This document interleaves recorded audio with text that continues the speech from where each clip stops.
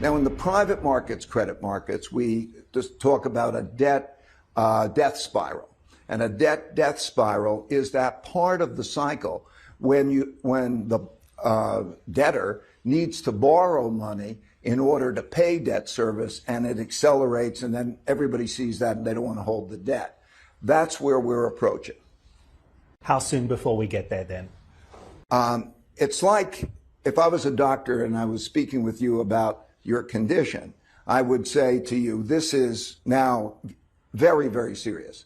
All of these are major problems.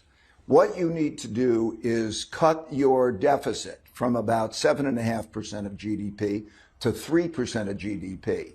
And you can do that. There are certain things that you can do that cut it in a certain way that'll make it much healthier. You know, I believe a lot in diversification.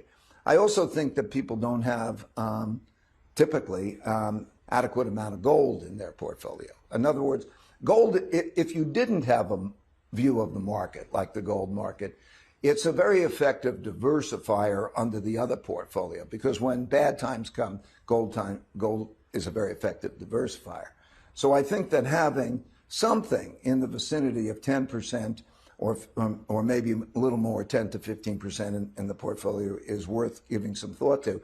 But in other words, debt is money and money is debt. And we have a problem. We have a supply-demand problem with it. And so a good diversifier for a typical portfolio is that. We have a lot of people, a lot of the market is leveraged long, you know, like long. Everybody wants everything to go up and then they get excited and then they get leveraged long. And that creates a position that could be difficult.